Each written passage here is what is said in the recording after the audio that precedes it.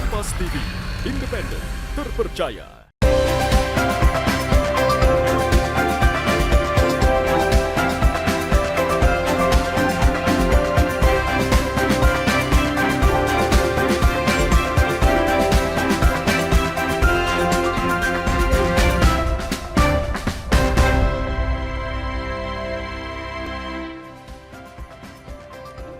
Halo, selamat pagi saudara, apa kabar Anda hari ini? Senang sekali saya Wafik Asisa bisa kembali menyapa Anda dalam Sapa Sulsel di Kompas TV, independen, terpercaya.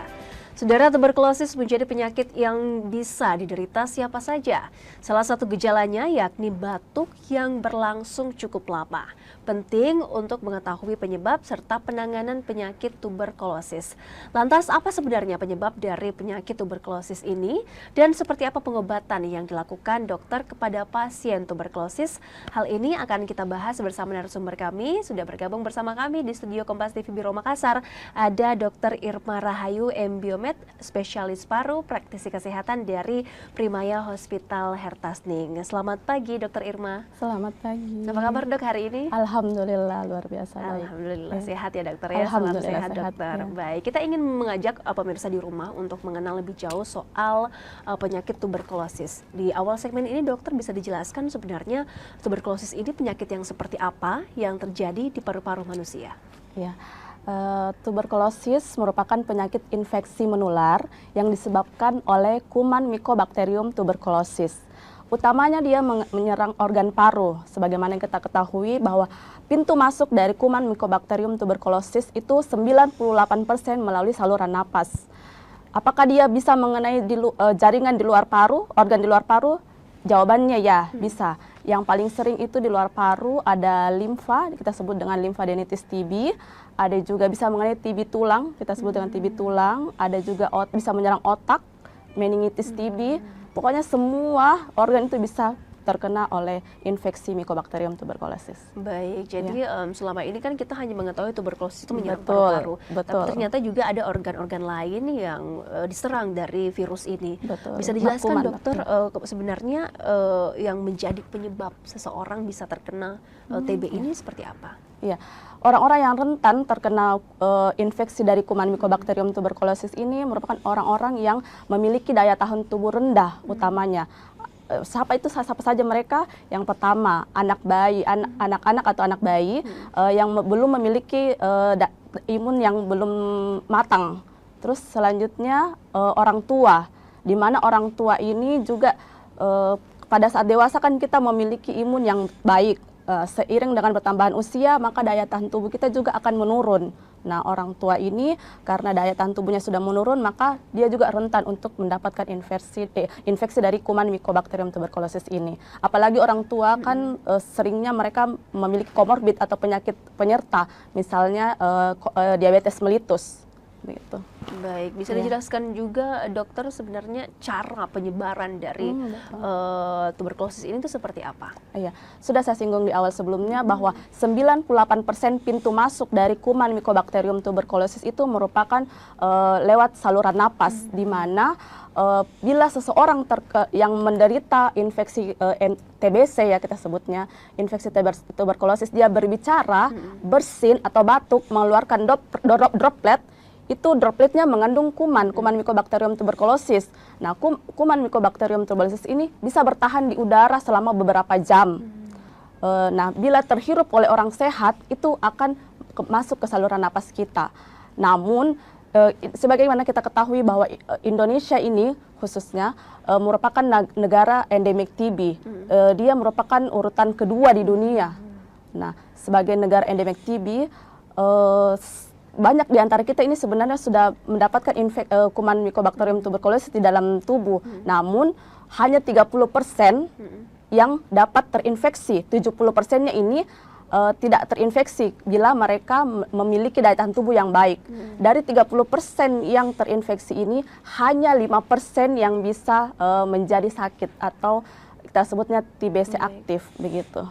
Baik, Iya. jadi yang pada dasarnya adalah daya tahan tubuh ini Iya, menjadi salah satu betul, faktor betul. penentu ya Iya. seseorang terkena tuberkulosis. Betul. Nah, bisa dijelaskan juga dokter gejala-gejala awal yang bisa kita ya, identifikasi betul. kemudian sebelum melakukan pengecekan langsung ke fasilitas Iya. kesehatan itu seperti apa caranya?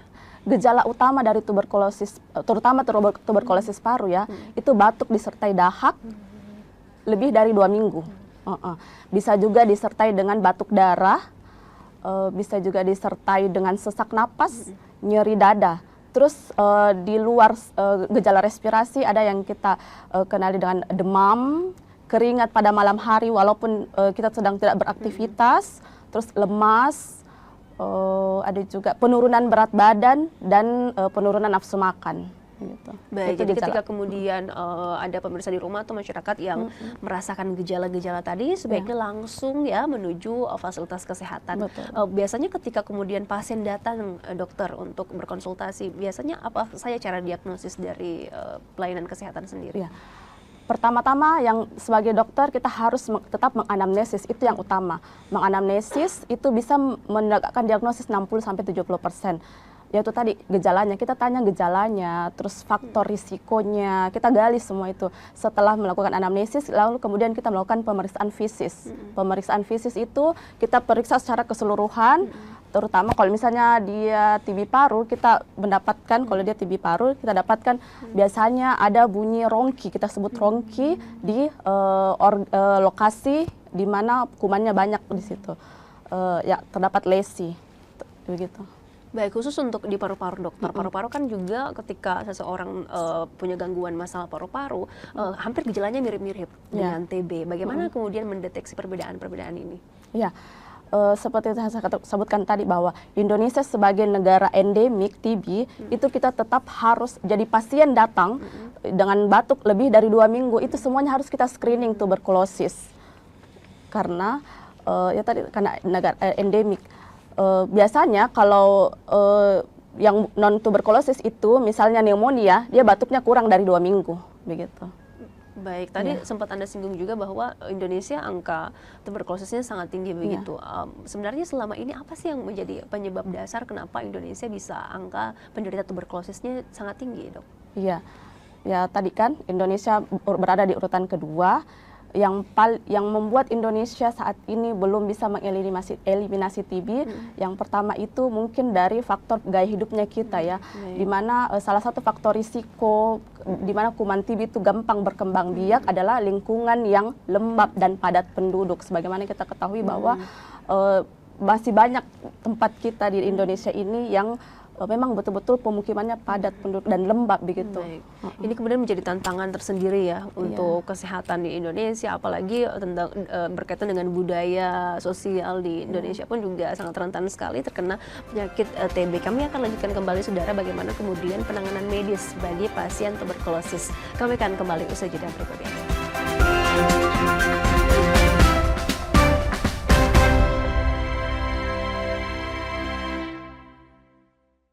Kasus judi online yang melibatkan pegawai Kementerian Komunikasi dan Digital. Luaskan khazanah pengetahuan Anda dengan berbagai peristiwa teraktual dalam dan luar negeri. Kelompok warga di kota Gorontalo berhasil menciptakan bahan bakar pengganti minyak tanah dari bahan sampah plastik. Jagung telah menetapkan 6 orang tersangka dalam kasus suap hakim untuk vonis bebas Ronald Fano. Anda menyaksikan Kompas Siang hanya di Kompas Siang, setiap hari pukul 11 siang, live di Kompas TV.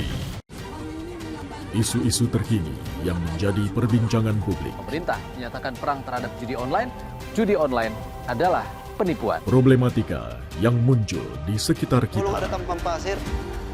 Sebelum salat duhur kita sudah pulang, sudah dapat 15 kilo. Semarang mempertanyakan perbedaan keterangan antara kronologi polisi dan saksi di lokasi Dibahas, kejadian. diulas lugas dalam 60 menit special report setiap minggu pukul 6 petang di Kompas TV.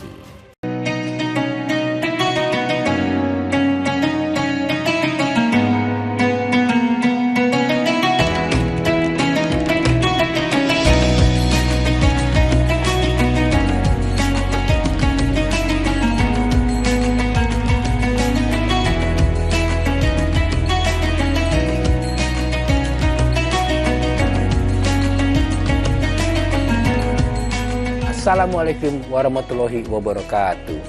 Setelah menjalankan ibadah puasa selama bulan Ramadan, kita sambut hari yang suci dengan penuh kebahagiaan.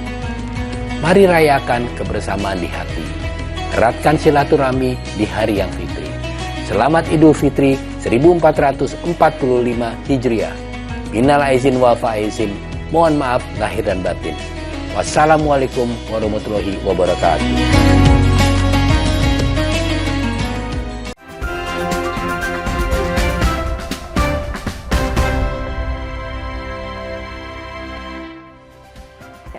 Terima kasih Anda kembali menyaksikan Sapa Sulsel Saudara. Di segmen ini kita kembali akan berbincang bersama Dr. Irma Rahayu, spesialis paru dari Rumah Sakit Primaya Hospital Hertasning Makassar. Di segmen kali ini dokter mungkin bisa dijelaskan terkait dengan bagaimana kemudian langkah-langkah pengobatan dan juga pemeriksaan bagi pasien yang menderita tuberkulosis. Ya. Saya lanjut tadi ya dari pemeriksaan setelah anamnesis, pemeriksaan fisik, kita lanjut ke pemeriksaan penunjang. Pemeriksaan penunjang untuk tuberkulosis itu ada beberapa, diantaranya dari radiologi. Radiologi. Kalau pasien datang ke kita tuh biasanya kita langsung radiologis. Bila kita melihat ada memang bercak gambaran khas untuk tuberkulosis, seperti apa itu dok? Bercak berawan terutamanya di apex atau di superior lobus inferior. Lalu itu atau bagian ada paru-paru kiri kanan memang sudah tampak kiri kanan berawan. bisa kelihatan bercak berawan sih terutama. Yang aktif ya. Selain itu ada juga misalnya ada penumpukan cairan kita sebut dengan efusi pleura, itu juga salah satu tanda TB aktif atau ada kavitas di gambaran radiologinya.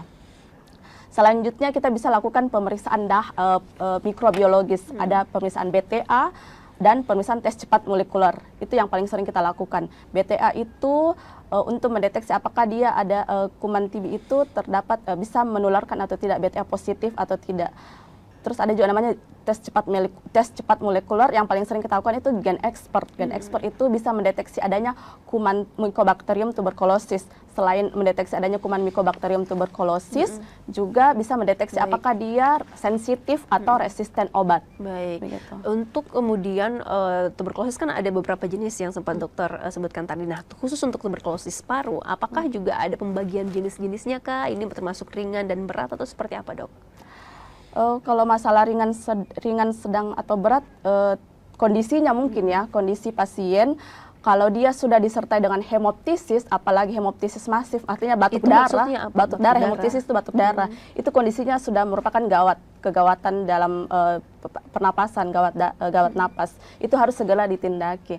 Jadi memang secepat mungkin kita bisa mendeteksi pasien terinfeksi TB, maka semakin bagus prognosisnya, begitu. Baik, bisa dijelaskan juga dokter terkait dengan langkah-langkah pengobatan sendiri apabila seorang pasien ini sudah dinyatakan positif terkena tuberkulosis paru. Pengobatan ya, pengobatan. Bila seseorang sudah terkena tuberkulosis, khususnya tuberkulosis paru ya, kita bisa bila sudah terdeteksi kumannya, kita bisa memberikan pengobatan. Kalau dia sensitif obat, pengobatannya itu 6 bulan, 2 bulan fase awal, 4 bulan fase lanjutan. Fase awal itu dia pasien itu mengonsumsi 4 macam obat. 4 macam obat kita sebut sebagai kombinasi dosis tetap. Dari satu butir itu sudah mengandung 4 macam obat, yaitu rifampicin, isoniazid, pirasinamid dan etambutol. Itu dikonsumsi selama 2 bulan setiap hari. Selanjutnya 4 bulan berikutnya fase lanjutan tinggal 2 macam obat, yaitu rifampicin dan isoniazid, begitu. Diminum juga tiap hari. Baik, jadi memang tuberkulosis ini apakah masuk kategori penyakit yang mudah untuk disembuhkan atau memang kondisinya seperti apa, dokter? Hingga kemudian kita sering mendengar dan juga melihat ada seseorang yang penyakit tuberkulosis ini berujung pada kematian. Itu sebenarnya kondisinya seperti apa? Ya, tuberkulosis ini mudah diobati bila pasien dengan cepat kita tangani. Dan banyak faktor sebenarnya yang mempengaruhi keberhasilan suatu penyembuhan penyakit tuberkulosis. Dari pasiennya sendiri, apakah pasiennya itu teratur minum obatnya? Karena beberapa pasien yang kami dapatkan dia gagal berobat karena tidak teratur minum obat. Mungkin karena bosan tiap hari, maka dari itu penting bagi pasien untuk kita pengawas menelan obat. Jadi ada orang di rumah yang kita percayai yang bisa memantau pasien ini, dipastikan pasien ini menelan obatnya. Karena banyak pasien malah dia terus mengambil obat di vaskes tapi tidak mengkonsumsi obatnya secara teratur. Yang menjadi tantangan kemudian harus teratur minum obat. Nah, apakah saat mengkonsumsi obat ini, dokter, ada juga efek samping dari pengaruh obat ini? Karena kan bisa dibilang tiap hari dikonsumsi begitu. Apakah ada pengaruhnya, reaksinya seperti apa? Iya, obat tuberkulosis tetap ada efek sampingnya. Di antaranya itu pasien merasa mual dan muntah sehingga pasien malas makan, bisa juga menyebabkan gatal, ruam ya. Tapi semua itu bila ada efek samping tersebut, sebaiknya pasien jangan langsung stop obatnya. Tetap harus kembali ke vaskes untuk berkonsultasi dengan dokter. Nanti akan diaturkan bagaimana cara konsumsi obatnya dan kita berikan obat yang lain untuk mencegah atau mengobati dari efek samping obat tersebut. Baik, setelah kemudian dokter selama 6 bulan rutin mengkonsumsi obat TB ini, apakah memang setelah bulan ke-7 sudah bisa dinyatakan sembuh total dari TB atau seperti apa? Iya, selama masa pengobatan ada yang namanya kita lakukan evaluasi. Evaluasi itu di bulan kedua kita lakukan evaluasi. Bila di awal kita dapatkan BTA positif, dan pasien mengonsumsi secara teratur obatnya, gizi seimbang, semuanya dijaga, itu bulan kedua kita cek ulang BTA-nya. BTA-nya biasanya kalau sudah bulan kedua itu biasanya dia sudah negatif. Namun kalau dia misalnya tetap positif di bulan kedua, kita bisa cek kembali di akhir bulan ketiga. Biasanya sudah negatif. Kita tetap harus ada evaluasi baik secara klinis maupun secara bakteriologis. Jadi bakteriologis itu BTA, kita pakai BTA untuk mengevaluasi dari akhir bulan kedua, akhir bulan ketiga atau bulan ketiga dan akhir bulan ke-6. Kalau dia sudah konversi atau dari positif ke negatif, berarti dia pasien sudah sembuh. Baik, setelah kemudian negatif dan pasien dinyatakan sembuh, apakah beberapa waktu kemudian akan ada kemungkinan lagi TB ini bisa kembali bagi mantan penderita pasien? Pasien yang telah dinyatakan sembuh itu tetap sebaiknya kita lakukan evaluasi pengobatan di bulan ketiga, bulan ke-6 dan bulan ke-9 pasien selesai berobat. Apakah ada kemungkinan pasien kembali terinfeksi? Ya, bila kondisi pasien tetap itu kan tadi ada faktor risiko. Jika faktor risikonya tidak dihilangkan, itu tetap akan terinfeksi. Misalnya ya, yang orang tua tadi yang daya tahan tubuhnya sudah menurun, dan dia tetap serumah dengan atau bertemu dengan orang yang terinfeksi kuman TB, maka dia tetap dapat terinfeksi kembali. Baik, kemudian dokter, cara agar seseorang yang sebelumnya sehat agar bisa terhindar dari TB ini seperti apa? Karena kan kita tidak tahu begitu ketika berinteraksi di lingkungan sekitar, ada yang bersin, ada yang kemudian kita berinteraksi satu sama lain, kita tidak tahu bahwa seseorang ini penderita TB begitu. Bagaimana cara untuk membentengi diri agar terhindar dari TB? Ya, usahakan sebagaimana kita sebelumnya sudah mendapatkan pelajaran dari pandemi COVID, sebaiknya bila kita berada di keramaian tetap menggunakan masker. Masker itu sebaiknya kita jadikan gaya hidup sekarang. Kita tidak tahu siapa di antara kita, di sekitar kita yang sudah terinfeksi TB, kuman Mycobacterium tuberculosis. Jadi begitu, sebaiknya kita menggunakan masker di tempat keramaian. Selanjutnya dari gaya hidup. Usahakan kita tetap berolahraga teratur, istirahat yang cukup, hindari merokok. Hindari merokok atau terpapar asap rokok itu pun penyebabnya seperti apa, Dok, kalau merokok sendiri? Merokok itu bisa mempengaruhi kita punya ada namanya mucociliar clearance di saluran napas. Kalau ada benda asing masuk, itu kita akan refleks batuk. Itu salah satu kerja dari mucociliar clearance. Kalau ada benda asing dia keluarkan. Kuman itu termasuk benda asing untuk saluran napas. Sama dengan perokok aktif dan pasif. Kalau perokok itu dia akan melumpuhkan mucociliar clearance-nya kita ini. Makanya itu kenapa pada beberapa orang bilang perokok itu salah satu cameo-nya itu saya ini merokok jarang batuk dibanding kamu yang tidak merokok sering-sering batuk. Ya karena memang perokok itu mucociliary clearance-nya itu dia sudah tidak berfungsi, makanya kuman apapun itu masuk saja. Nah pada kondisi parah baru dia menimbulkan gejala yang berat. Biasanya kalau sudah batuk darah itu baru dia terlihat gejalanya. Baik, jadi bagi seseorang yang perokok aktif itu sangat mudah juga terserang dengan kuman karena tuberkulosis. mucociliary clearance-nya sudah terganggu. Kita harus jeda terlebih dahulu dokter. Di segmen selanjutnya kita akan tanyakan lebih jauh lagi soal apa saja kemudian pelayanan kesehatan yang bisa diterima oleh pasien tuberkulosis. Kami akan kembali saudara usai jeda berikut ini.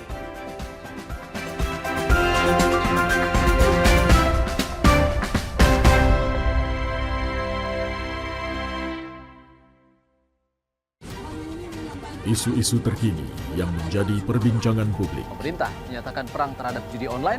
Judi online adalah penipuan. Problematika yang muncul di sekitar Belum ada kita. tampang pasir. Sebelum salat duhur kita sudah pulang, sudah dapat tak 15 kilo. Polres Semarang mempertanyakan perbedaan keterangan antara kronologi polisi dan saksi di Dibahas, lokasi kejadian. diulas lugas dalam 60 menit Special Report setiap minggu pukul 6 petang di Kompas TV. Sebenarnya kita ini dalam stadium 4 pengelolaan sampah. Menemukan esensi di balik situasi dan menarik benang merah dari peristiwa. Nelayan segi pencarian turun jauh sebelum adanya pembangunan PLTS. Apakah betul tindaknya universitas menjadi PTNBH itu bisa meningkatkan kualitas? Berkas Kompas, Selasa, pukul 11 malam di Kompas TV.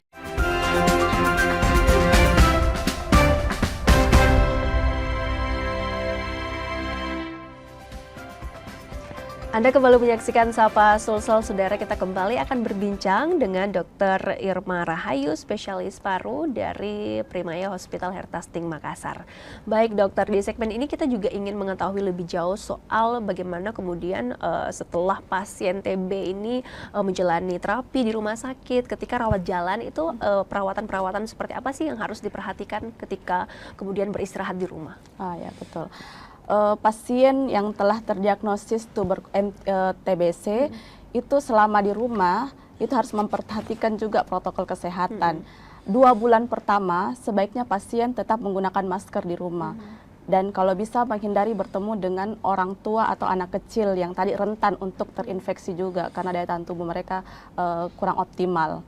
Selanjutnya di kamar kalau bisa ditempatkan di kamar yang memiliki ventilasi jendela.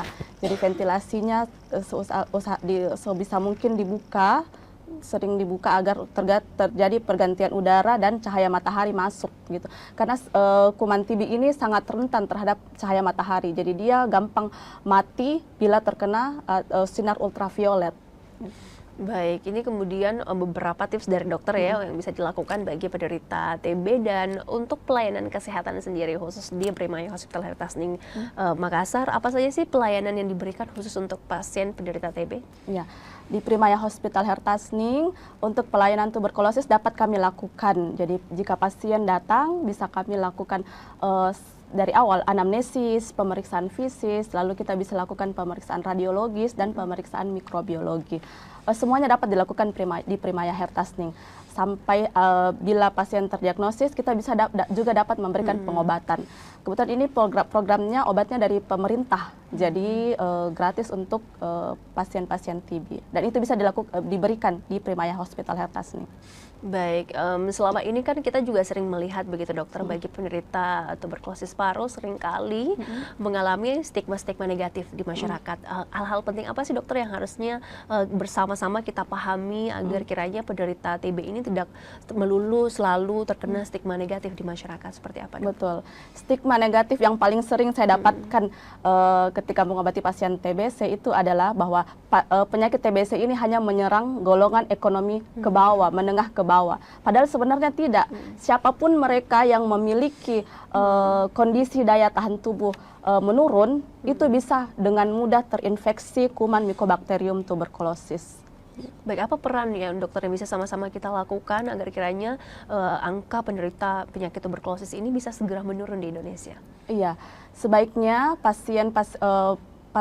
orang dengan batuk lebih dari 2 minggu segera memeriksakan diri ke dokter untuk kita cepat cari penyebabnya. Jika memang betul tuberkulosis, itu secepat mungkin kita berikan pengobatan, karena semakin cepat kita mendeteksi dan memberikan pengobatan kepada pasien tuberkulosis, itu akan semakin bagus prognosisnya, semakin mudah dia sembuh, dan kerusakan pada parunya itu kita bisa minimalisir. Baik, salah satu penyebab utama yang selalu dokter tadi mention adalah sistem imun yang lemah. Betul. Cara kemudian dokter agar kita bisa meningkatkan lagi sistem imun baik untuk bayi dan juga lansia itu seperti apa? Untuk meningkatkan daya tahan tubuh, bisa kita lakukan yang pertama tadi hindari merokok. Yang kedua, kita bisa lakukan olahraga teratur. Selanjutnya perbaiki gizi seimbang, ya, gizi seimbang dan cukup, bukan gizi berlebih. Lalu setelah istirahat juga kalau bisa di rumah itu tetap kita rumah itu sebaiknya memiliki ventilasi. Jadi jangan sampai lembab, karena lembab itu merupakan kondisi yang paling bagus untuk kuman Mycobacterium tuberculosis berkembang. Jadi ketika rumahnya kita ini penuh ventilasinya bagus, cahaya matahari bisa masuk, maka kuman tuberkulosis ini akan sulit untuk hidup gitu. Nah, untuk dalam satu rumah, dokter, semisal ada seseorang dalam satu rumah ini yang terkena penyakit TB, apakah alat-alat makanannya pun juga harus dipisah atau seperti apa? Tidak perlu dipisah, yang penting ketika sudah digunakan itu langsung dicuci dengan bersih. Baik, bisa dijelaskan juga dokter ke pemirsa di rumah mengapa penting untuk kemudian menyelesaikan pengobatan, menghabiskan obat selama 6 bulan ini bagi penderita TB? Iya, betul. Kenapa kita harus menyelesaikan pengobatan tuberkulosis ini? Karena bila pasien itu sudah terdiagnosis lalu tidak berobat saja, ya, misalnya, itu akan semakin memperparah lesi atau luka di dalam parunya, di parunya. Lalu ketika mulai berobat dan dia tidak teratur, itu akan membuat pasien dari awalnya sensitif obat, dia tuberkulosis sensitif obat, bisa menjadi tuberkulosis resisten obat. Nah, kalau sudah jatuh kepada tuberkulosis resisten obat, maka dia akan mendapatkan pengobatan yang lebih panjang dan obatnya lebih banyak dari yang sensitif obat. Baik, terakhir kemudian dokter, apa harapan Anda, kemudian juga imbauan Anda terkait dengan tuberkulosis paru ini? Iya, imbauan saya kepada masyarakat, sebaiknya yang pertama tetap patuhi protokol kesehatan. Bila berada di keramaian, baiknya tetap menggunakan masker, ya. Apalagi ini kan sekarang musim lebaran, sudah mendekati lebaran, musim tempat pembelajaran itu ramai. Kalau bisa kita tetap menggunakan masker, karena kita tidak tahu samping kiri kanan kita siapa yang sudah terinfeksi Mycobacterium tuberculosis. Terus pencegahan yang lain itu misalnya dari bayi, itu sebaiknya bayi usia 0 sampai 3 bulan vaksin BCG, ya, vaksin BCG. Vaksin BCG itu tidak 100% mencegah. Namun ketika kita sudah melakukan vaksin BCG saat bayi atau anak-anak, itu ketika kita terinfeksi kuman Mycobacterium tuberculosis, itu kondisinya tidak sampai yang parah banget begitu. Beda dengan pasien yang dari waktu kecil tidak mendapatkan vaksin BCG. Baik, itu dia tadi beberapa hal penting yang harus dilakukan dan juga menjadi harapannya dokter, ya, untuk bisa sama-sama kita punya kesadaran untuk bisa menghindari dan juga mencegah penyebaran tuberkulosis paru. Terima kasih dokter sudah berbincang bersama kami, sudah berbagi banyak hal. Kami juga ucapkan terima kasih untuk Primaya Hospital Hertasting. Demikian saudara untuk perbincangan kami bersama dengan Dr. Rima Rahayu, spesialis paru dari Primaya Hospital Hertasting Makassar. Saya Wafik Aziza mewakili seluruh kerabat kerja yang bertugas pamit. Terima kasih, selamat beraktivitas dan sampai jumpa.